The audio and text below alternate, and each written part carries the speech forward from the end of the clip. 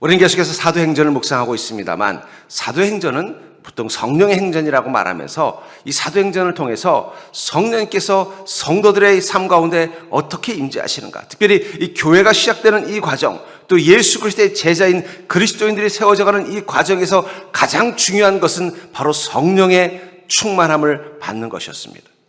그리고 성령의 충만함은 그 인생을 바꾸고 그 교회를 바꾸고 세상을 바꾸는 강력한 힘이 된 것을 봅니다.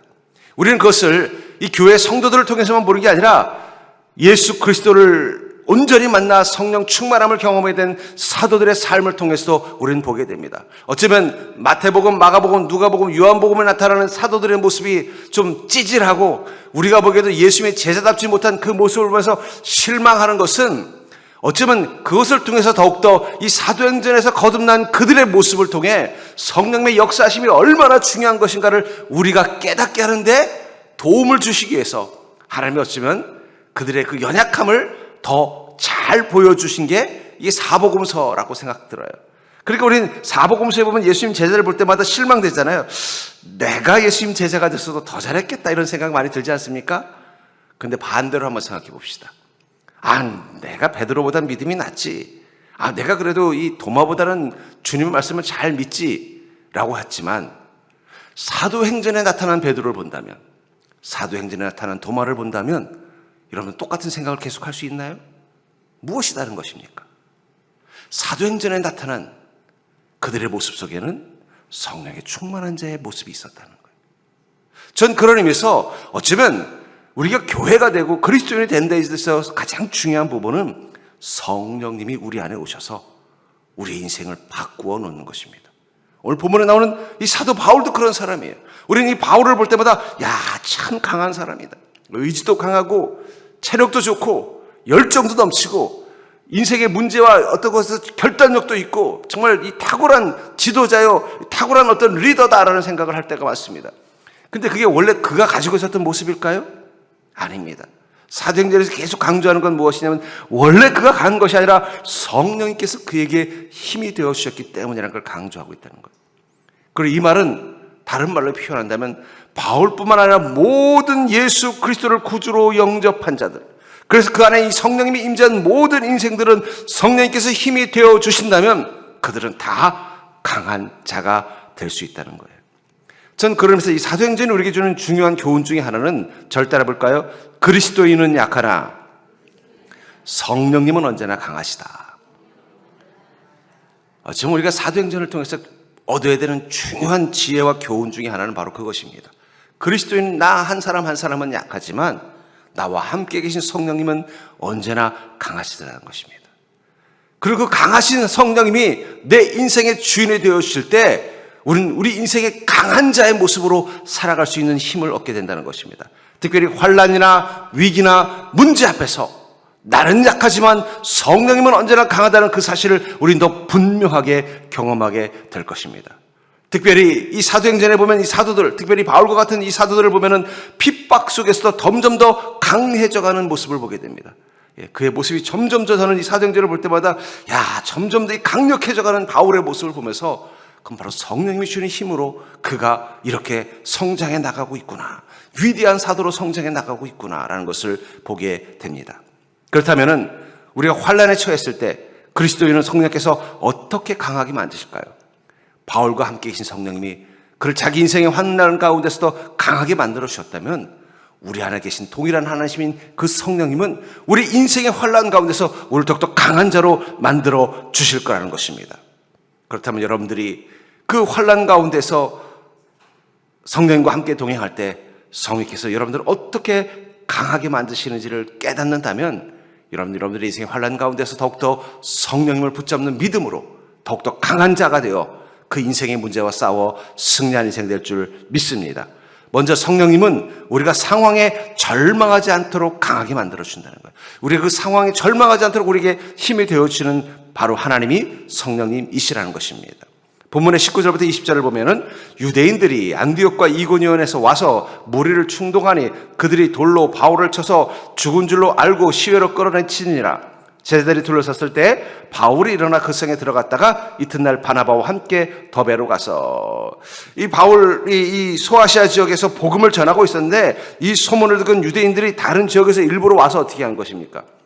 그곳에 있는 이 유대인들과 합세하고 또 그들을 지지하는 어떤 힘이 있는 사람들을 선동해서 어떻게 한 것입니까? 바울을 돌로 쳐 죽이려고 한 것입니다. 그래서 죽은 줄 알고는 어떻게 한 거예요? 이 성 밖에 어떻게 보면 이제 죽은 시체를 내던지는 곳에 집어 던진 것입니다. 이 이야기를 듣고 그곳에서 복음을 듣고 제자가 된 이 그리스도인들이 바울 목사님의 시신이라도 이 장례를 치르려는 마음 가지고 왔더니 갑자기 바울 목사님이 어떻게 된 거예요? 눈을 번쩍 뜨더니 그 자리에서 벌떡 일어나더니 다시 그 성으로 들어가더라고요. 저는 이 장면을 한번 상상해 보세요. 바울이 죽은 줄 알았어요. 온몸에 돌로 맞아서 멍이 들어갔고 피를 막 흘리고 있었어요. 근데 제자들이 와서 아이고 바울 사도님 하면서 막 울고 있는데 갑자기 눈을 번쩍 뜨더니 몸에 흙먼지를 툭툭 털더니 다시 성으로 들어가자. 내 할 일이 아직 끝나지 않았다. 얼마나 깜짝 놀랐겠습니까? 어떻게 그럴 수 있었을까요? 죽을 만큼 맞았음에도 불구하고 벌떡 일어났다는 거예요. 저는 그가 죽을 만큼 맞았는데도 이 몸이 빨리 회복된 것도 놀랍지만은 사람이 그런 일을 경험하면요 마음의 상처가 큰 거예요. 여러분 운전하다가 죽을 고비 한번 넘겨보신 분들은요 한번 그리고 나면 얼마 동안 운전을 못합니다. 아무리 목숨은 건졌어도 무서워서 운전대를 못 잡아요. 그건 뭐예요? 몸만 상처를 입은 게 아니라 마음에 큰 상처를 받았기 때문이에요. 그걸 트라우마라고 해요. 이 사람은요 이 사건과 이 환경 속에서 어떤 환난과 고난을 겪으면요 그게 그냥 몸과 이 상황만 고통스럽게 하는 게 아니라 우리 마음에도 그게 흔적을 남겨서 어떻게 돼요? 두려움을 갖게 만드는 거예요. 옛날에 사업을 하다가 부도를 나서 엄청 고생했다. 그러면 이 사업하면서도 계속 두려운 거예요. 이걸 또 이러다 부도 나면 어떡할까? 마음속에 이런 게 있는 거예요. 근데 바울 목사님은 어땠다는 거예요? 몸이 벌떡 회복이 된 것도 놀랍지만 전혀 그런 마음의 상처를 입지 않았다는 거예요. 트라우마를 입지 않고 벌떡 일어나더니 어디로 갔다고 말하고 있어요? 자기를 돌로 던진 그 사람들이 있는 그 성으로 다시 들어가더라는 거예요. 그렇게 하기 쉽지 않습니다. 몸은 하나님께서 이렇게 쉽게 낫게 해주셨어도 마음은 어떻게 돼요? 여전히 겁을 먹고 두려움에 사로잡혀서 그 성에는 못 들어가고 다른 데로 도망가고 싶은 마음이 가득할 것 같은데 어떻게 바울 목사님은 전혀 그 마음의 두려움도 공포심도 없이 다시 그 성으로 들어갈 수 있었을까요? 저는 그것이 성령께서 그 마음 가운데 힘이 되어주시기 때문이라고 생각합니다. 여러분 그리스도인은 자기 인생의 상황과 사건 속에서 어떻게 보면 상처받고 또 두려움을 느낄 수 있고 또 어떻게 보면 환난을 겪을 수 있지만 그게 마음에 영향을 주지 않는 은혜를 경험할 수 있다는 거예요. 상황은 어렵지만 두려움을 느끼지 않을 수 있다는 거예요. 상황은 힘들지만 슬픔을 이겨낼 수 있도록 성령님이 힘이 되어주신다는 거예요. 그건 스스로 이겨내는 것이 아니라 성령께서 이기도록 힘이 되어 주신다는 거예요. 그러니까 여러분들 힘들수록 환난일수록 여러분들이 이 힘든 사건과 상황만 볼 것이 아니라 그것이 내 마음에 절망을 주고 슬픔을 주고 낙심을 주고 또 어떤 두려움을 줄 수 있다는 생각을 하고 내 마음을 지킬 수 있도록 누구를 의지해야 돼요? 성령께 의지하면서 성령님 제 마음을 지켜달라고 기도하셔야 된다는 것입니다. 마태복음 4장 1절에 보면 예수께서 이 광야의 시험을 받으러 가는 장면을 이렇게 말하고 있죠. 그때 예수께서 성령에게 이끌려 마귀에게 시험을 받으러 광야로 가사 예수님은 받고 싶지 않았는데 성령님이 가자. 당신은 예수로서 이 사명을 감당하시려면은 광야로 가서 시험 받아야 됩니다 하고 끌고 왔다는 의미에서 이끌렸다는 뜻이 아니라는 것입니다. 저는 이 문장을 이렇게 이해하고 싶어요. 성령님의 힘을 의지해서 시험을 받으러 광야로 가셨다. 그러니까 이끌려라는 단어를 그냥 당신은 원하지 않는데 그냥 끌려간 게 아니라 어차피 내가 주님의 말씀 앞에 순종하고 성경에 있는 말씀을 이루려면 광야에 가서 마귀의 시험을 받아야 되는데 예수님도 누구의 힘을 의지했다는 거예요? 성령님의 힘을 의지하고 왔다는 거예요. 여러분들이 어두운 밤길 혼자 가는 게 무서울 때 어떻게 해요? 우리 여성분들. 그러면은 아들이든지 남편한테 어떻게 해요? 손 좀 잡고 같이 가자 그러면 건너갈 수 있잖아요. 계곡물도 지나갈 수 있고 밤길도 갈 수 있잖아요. 그럼 앞에서 이렇게 잡고 가면요 두려워도 갈 수 있는 것처럼 우리가 우리 인생의 어렵고 힘든 상황 또 환난을 겪을 때 그 속에서 가장 중요한 것은 그것을 이겨낼 수 있는 힘은 어디에 있냐면 하나님께서 나를 이끌어달라고 성령께 이끌리는 마음으로 맡기고 나가는 것입니다. 이 시험을 감당해야 될 상황이라면요, 어차피 감당해야 될 상황, 내가 원하는 게 아니라 그것이 급류처럼 밀려오는 상황이라면 그때 우리에게 필요한 가장 중요한 믿음의 지혜는 성령님 나를 이끌어 달라고 기도하는 것입니다. 오늘 우리 인생에 마치 예수님이 시험을 받으러 가신 것처럼 감당해야 될 시험과 환난이 있을 때가 있다는 거예요. 내가 원하든 원하지 않든 감당해야 될 때가 있다는 거예요. 그때는요, 마음을 단단히 잡고 어차피 맞을매 하면서 어떻게 해요?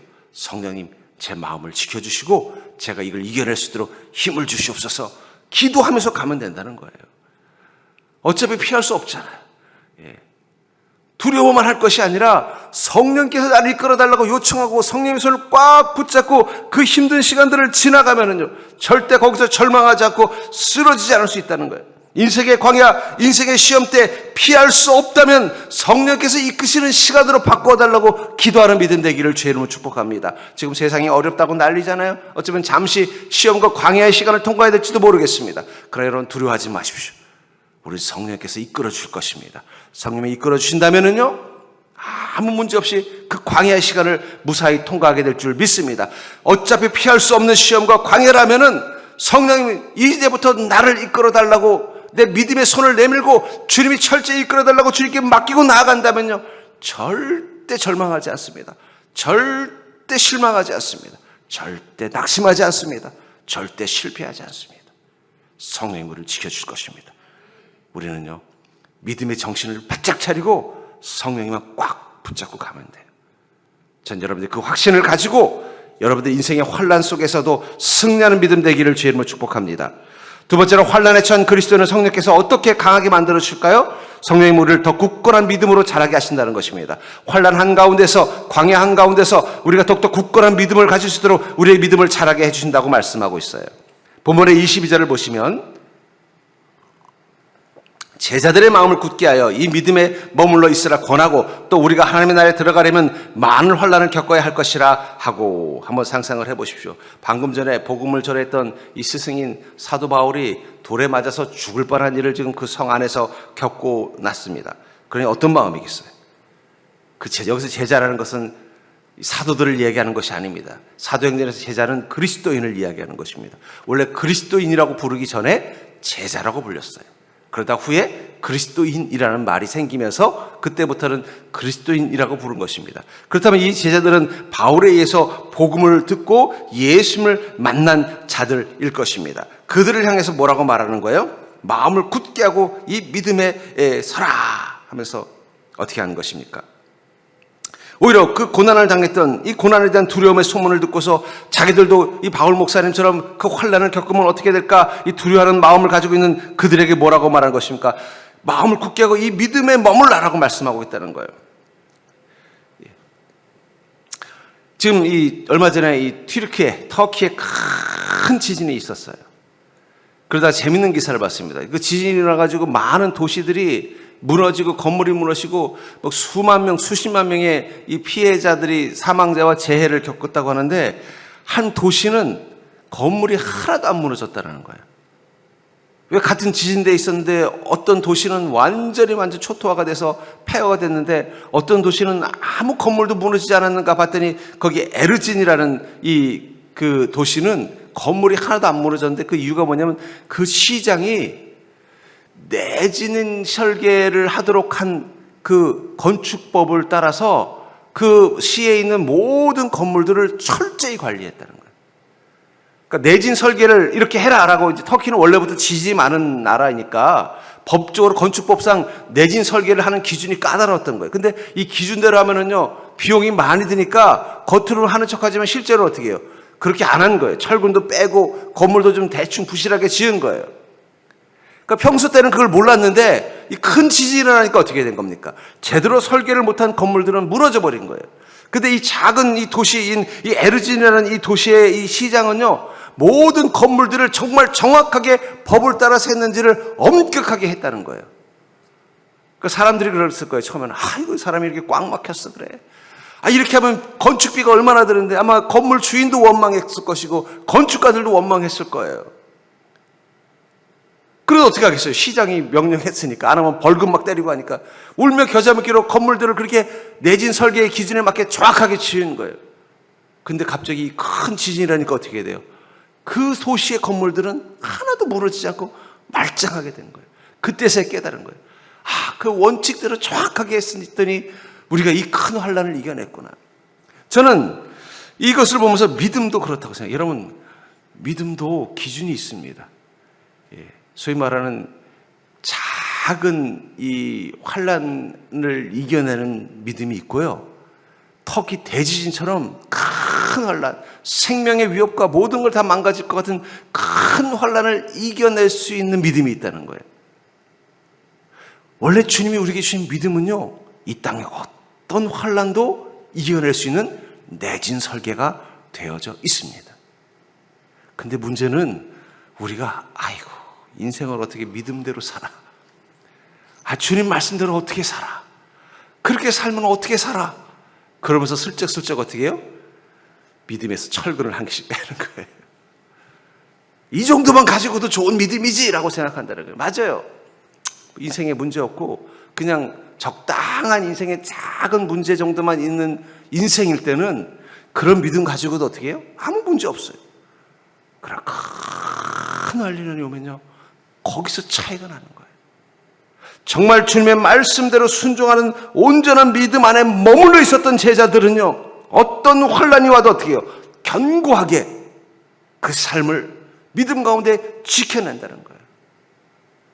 그러니까 여러분, 믿음도 이 기준이 있다는 거예요. 옆 사람 보고 인사해 볼까요? 당신은 내진 설계가 잘 지켜진 믿음입니까?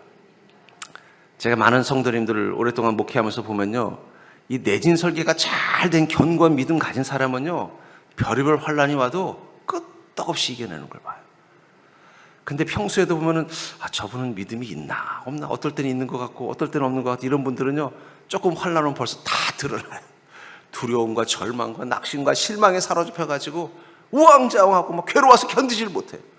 근데 정말 내진 설계가 잘 된 건물처럼 믿음의 견고함을 가지고 있는 그리스도인은요, 정말 남들이 보면 저분은 어떡하냐 막 걱정이 되는데도 본인은 아무렇지도 않게 묵묵히 와서 주님 찬양하고, 심지어는 그런 분이 찬양대에 섰는데 그날따라 찬양곡이 보면 할렐루야 이런 찬양인데도 기뻐하면서 찬양하는 거예요. 자기는 지금 너무너무 힘든 상황 가운데 있는데 막 가족이 죽고 뭐 사업이 파산을 하고 한데도 찬양대로 서니까는 변함없이 가서 할렐루야 웃으면서 찬양하는 걸 보면서 저분은 정말 내진 설계가 잘된 믿음 가지고 있구나. 믿음도 여러분들 이 수준이 있는 것입니다. 믿음의 내진 설계가 잘 돼 있는 믿음, 견고한 믿음은요, 어떤 환난 앞에도 끄떡없다는 거예요. 바울 목사님이 제자들의 그 말을 하는 것입니다. 마음을 굳게 해서 이 온전한 믿음 안에 머무는 자가 되라는 거예요. 그러면 하나님의 나라 들어가려면 많은 환난을 겪어야겠지만 너희들은 걸 이겨낼 수 있다는 것입니다. 마태복음 7장 24절부터 25절에 보면, 그러므로 누구든지 나의 이 말을 듣고 행하는 자는 그 집을 반석 위에 지은 지혜로운 사람 같으리니 비가 내리고 창수가 나고 바람이 불어 그 집에 부딪히되 무너지지 아니하나니 이는 주초를 반석 위에 놓은 까닭이요 그 집을 반석에 지은 사람과 같은 믿음이 어떤 거라고 말하고 있어요. 주님의 말씀을 듣고 행하는 자. 이런 믿음은 듣고 들은 대로 순종하며 행하게 되어 있다는 거예요. 그러니까 견고한 믿음, 어떤 지진과 같은 환난도 이겨낼 수 있는 견고한 믿음은요, 주님이 말씀하시면 그 말씀을 듣고 그 믿은 대로 망설임 없이 행하는 자가 되는 것입니다. 근데 어떤 믿음은요, 들었는데 듣고는 행함이 없이 그냥 듣고 사라지는 믿음도 있어요. 은혜는 받았는데 아멘은 했는데 그렇게 어떻게 살아? 근심하면서 가는 믿음도 있다는 거예요. 그런 믿음은 견고하지 않기 때문에 어떻게 돼요? 환난이 오면은요, 그걸 감당하지 못하니까 절망하고 실망하고 무너지는 거예요. 그런데 듣고 나면 아멘 하고 나면, 그래 주님이 그렇게 말씀하셨다면 순종하면 나갑시다. 고넬료처럼, 백부장처럼 그런 행함, 그런 믿음, 말씀을 듣고 들은 대로 순종하면 나갈 수 있는 믿음이 바로 견고한 믿음의 증거라는 거예요. 고민이 많은 믿음은 견고한 믿음이 아닙니다. 말씀은 들었는데 이 말씀 들은 대로 어떻게 해야 되나 저렇게 해야 되나 고민이 많은 믿음은요, 그건 견고한 믿음이 아니에요.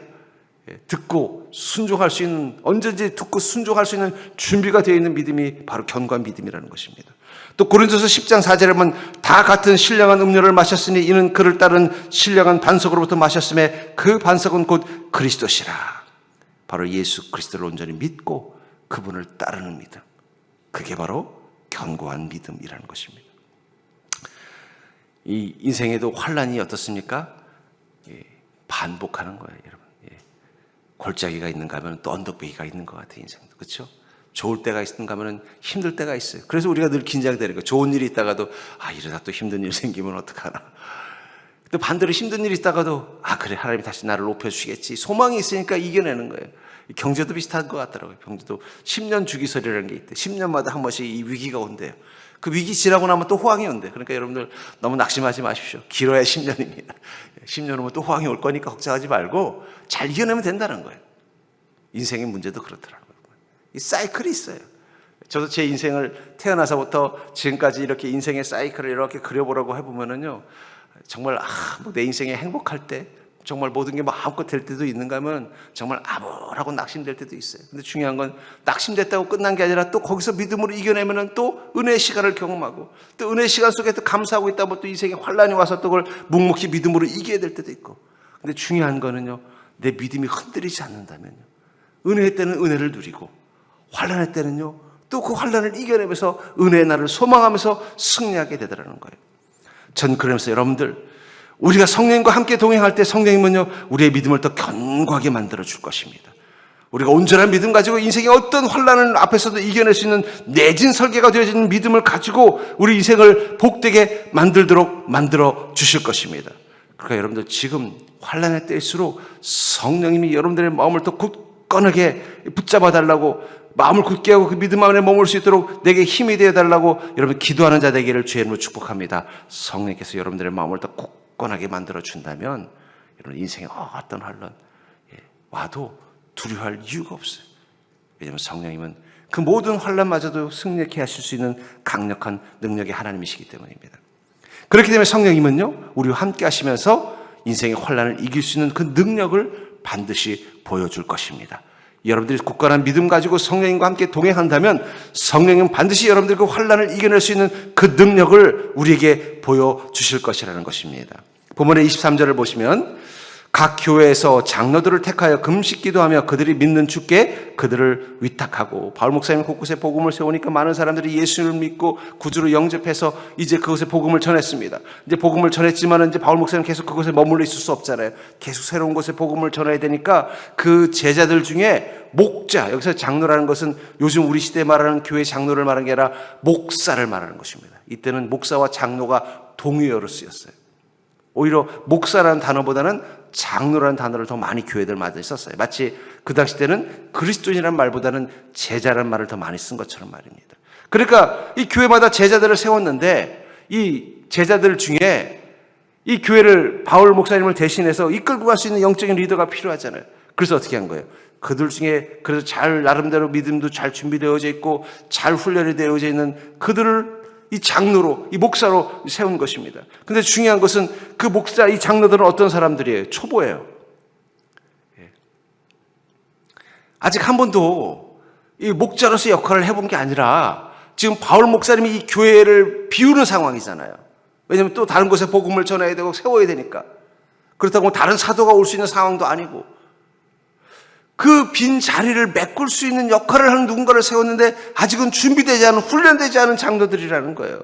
그러니 어떻게 그 일을 잘 감당할 수 있겠습니까? 그러니까 택하고 어떻게 했다는 거예요? 금식 기도를 했다는 거예요.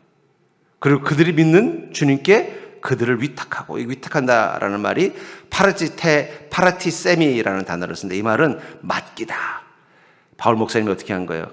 금식 기도하면서 이 장로들을 태우고 나서 주님, 이 교회 주님께서 이끌어 주시고 리더해 주시길 바랍니다.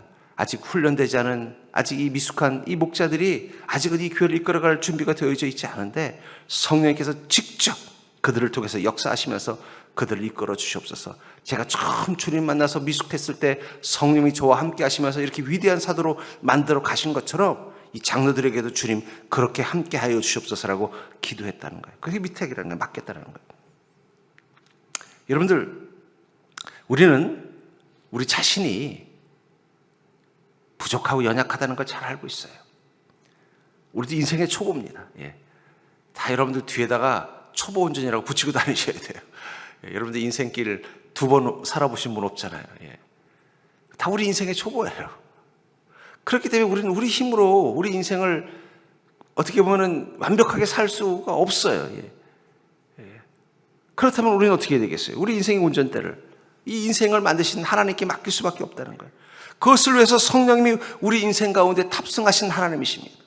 그 하나님께 맡기시면 하나님은 우리를 어떻게 한 거예요? 우리를 더 그 환난을 이겨낼 수 있도록 능력이 되어주시는 거예요. 바울도 처음 이 다메섹 도상에서 예수 그리스도를 만나고 나서 성령님이 그의 영 가운데 임하여 주셨을 때, 그때부터 그의 삶이 사도로서의 삶으로 변화되어 가져오는 과정에서 얼마나 미숙하고 또 과거에 이 죄가 있었기 때문에 이 교회로부터 받아들여지지 못하고, 또 유대인이 아니라 이방인들에게 복음을 전해야 되는 전혀 새로운 길을 가야 되는 이 낯선 상황 가운데서 무엇을 해야 될지 어떻게 될지 이 막막한 순간순간마다 그의 안에 계신 성령님께서 어떻게 하신 거예요?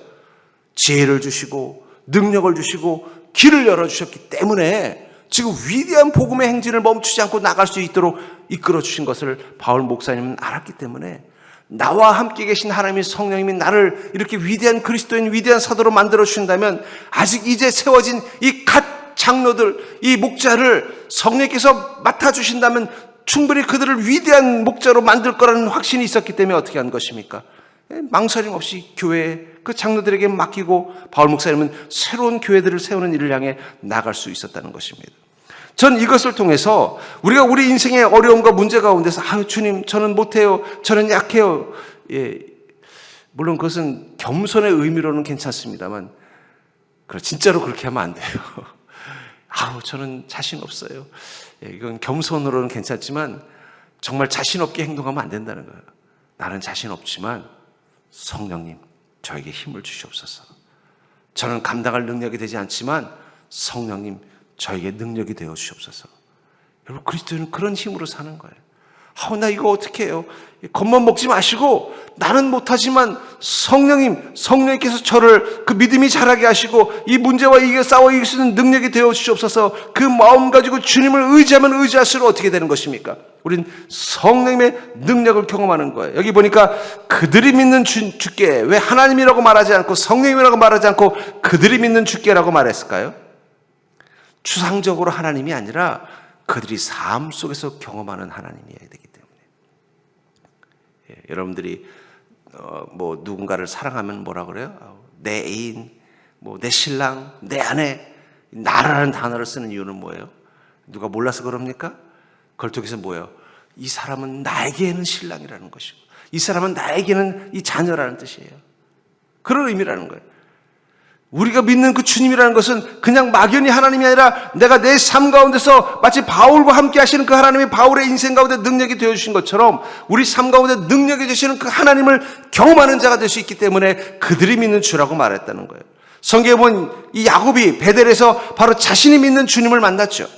그전에는 아버지 이삭의 하나님에 불과했던 그 하나님이 자기 인생에 이 환난과 어렵고 힘든 시간들을 살아가는 자기 인생 가운데 나와 함께 계신 하나님을 그는 베델에서 경험했던 것입니다. 그리고 하나님 땅에서 어떻게 했어요? 오직 그분에게 자기의 모든 삶을 위탁하고 나아갔을 때 하나님은 그 하나님 땅이라는 낯설고 힘든 곳에서 이 야곱을 복을 누리는 인생으로 바꿔주지 않았습니까? 저는 우리와 함께 계신 그 하나님은 우리가 믿고 의지하는 하나님이라는 사실을 기억하시기 바랍니다. 여러분들 안에 계신 그 성령님은 여러분들이 믿고 의지해야 될 그 하나님이라는 거예요. 그러니까 여러분들이 날마다 그분을 믿고 그분을 의지하면 나아간다면 여러분들은 여러분들의 인생의 하나님과 같은 곳, 인생의 환란이 있는 그곳에서 무엇을 경험할까요? 능력의 하나님을 경험하는 것입니다. 여러분, 세상 사람들은 환란 속에서 어렵고 힘든 일만 보지만 우리는 그 환란 가운데서 무엇을 봐요? 하나님의 능력을 보는 재미가 있다는 거예요. 예, 여러분, 우리가 비록 환난이라는 건 참 힘들고 또 어렵고 인생의 문제라는 건 참 우리를 낙심되게 만들 수 있지만, 그러나 그리스도인에게 그 속에서도 무엇을 경험하는 재미가 있어요? 성령님이 역사하시는 재미. 여러분, 그건 환란이 있어야 경험하는 거예요. 내 인생에 환란이 없을 때는 성령님도 좀 쉬십니다. 왜냐하면 우리가 잘 살고 있는데 뭐 굳이 꼭 성령님께서 우리에게 뭔가 능력을 보여줄 필요가 없잖아요. 근데 내 인생에 결핍이 생기고 어떤 위기가 생기고 문제가 생기면요, 성령님이 그때부터 움직이시는 거예요. 발딱 걷어붙이시고 우리 인생 가운데 막 능력을 보여주시는 거예요. 여러분, 그 재미 괜찮습니다. 여러분, 그 재미를 아는 자라는 거예요. 그 재미를 알기 때문에 어떻게 돼요? 환란 속에서도 절망하는 게 아니라 성령님이 어떻게 능력을 보여주시나, 어떻게 역사하시나, 뭐 그걸 기대하는 기대감을 가지고 인생을 바라보니까 어떻게 돼요? 절망할 시간이 없어요. 그 기대감이 있는데, 그 절망 속에서 그 기대하는 마음이 있기 때문에 어떻게 되는 거예요? 그걸 이겨내는 거예요. 어린애를 뭐 예를 들면 아기한테 뭐 예방주사를 맞추러 간다 그러면 3살짜리는 벌써 안 간다고 막 난리를 치잖아요. 그러면 부모님이 제일 많이 꼬시는 게 뭐예요? 남자애 같으면 로봇 장난감 사줄게. 그러면 갑자기 마음속에 기대가 생기는 거예요. 어떤 기대가 생기는 거예요? 이 주사만 잘 참고 맞으면 드디어 나에게 로봇가 생긴다.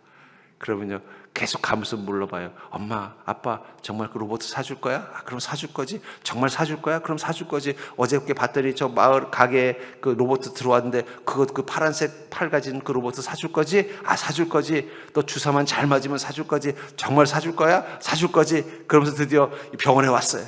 와서 자기 이름을 부르면 막 겁도 나고 두렵지만 어떻게 돼요? 한 번 더 확인하는 거예요. 내가 이 고통을 감내할 의미가 있는지 확인하는 거예요. 끝나고 사줄 거지? 사줄 거라니까? 그럼 어떻게 돼요? 울상을 지면서 주사 앞에 가는 거예요. 그 주사를 놓으면 어떻게 돼요? 아파서 울면서도 어떻게 해요? 눈물 닦으면서 빨리 로봇 사러 가자 그러는 거예요. 몇 번 그 재미를 보고 나면요, 일부러 주사 안 맞나 그런 생각 할지도 모르겠어요. 여러분, 우린 그런 축복이 있다니까요. 남들은 그 주사 맞는 것처럼 인생의 환란과 고통 보면은 아이고 어떡하냐고 막 겁먹고 그냥 두려워하는데, 그때 하나님의 은혜와 능력을 우리는 경험하는 시간이라는 거예요. 그 사실을 알기 때문에 어떻게 돼요? 환란 속에서도 마치 울고 있는, 주사를 맞으면서 울면서도 눈을 반짝반짝이면서 빨리 끝나고 로봇 사러 가야지, 이걸 기대하는 것처럼 이 속에서 하나님의 은혜와 능력이 내 인생 가운데 어떻게 나타나, 그걸 봐야지 하는 설렘이 있다는 거예요. 절대로 볼까요? 환란도 믿는 자에겐 설렘이 될 수 있다. 여러분, 그 얼마나 기쁜 일이, 얼마나 대단한 거예요. 여러분, 환란을 설레야 되요. 여러분 중에 번지 점프 해보신 분 한번 손 들어보십시오. 안타깝게도 저도 못했습니다만은, 번지 점프 하는데 밑에는 가봤어요. 근데 저 위에서 막 그냥 이 젊은 애들이 막 처음에는 못한다고 막 울고, 어떤 애들은 막 난간을 붙잡고 난리를 치다가 뒤져 뛰어내려요. 뛰어내리고 내려오잖아요. 그러면 신나고 또 해야지 하면서 가는 걸 보면서 대단하다. 우리 인생에 번지점프 앞에서 좀 그런 모습 한번 보입시다. 왜냐하면 우리는 떨어져도 안 죽어요. 성령이 붙잡아 줄 것이기 때문입니다. 오히려 더 강력한 하나님의 손을 경험할 수 있는 기회가 온 거예요. 그러니까 우리 두려워하지 말자는, 아니 우리 인생의 환란을 경험하면 경험할수록 우리는 그 짜릿한 기쁨을 아는 자가 되는 거예요. 성령께서 어떻게 역사하시는지를 보는 거예요. 성령이 어떤 능력으로 역사하시는지 보이니까 어떻게 돼요? 다음에 또 인생의 환란의 바람이 불 것 같이 느껴지면은요, 근심도 되지만 설렘도 있는 거예요. 근심되다가도 그래, 이번에도 분명히 성령이면 내 인생 가운데 능력이 되어 주실 거야. 이번에도 성령님 반드시 내 인생 가운데 강력한 팔을 보여주실 거야. 뭘 걱정해? 스스로에게 꾸짖으면서 어떻게 해요? 그 문제의 바람을 향해 나아갈 수 있는 자가 된다는 거예요. 그런 사람보다 강한 자가 어디 있겠습니까? 그게 어떻게 가능할까요? 시편 47편 5절에 보니까 내 길을 여호와께 맡기라. 그를 의지하면 그가 이루시고. 믿음은 주님께 모든 것을 맡기는 것입니다.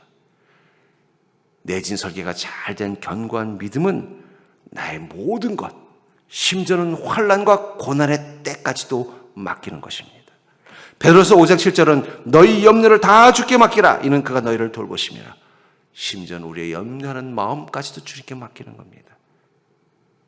그 순간 우리는 우리 자신이 얼마나 강한 자인지를 깨닫게 될 것입니다.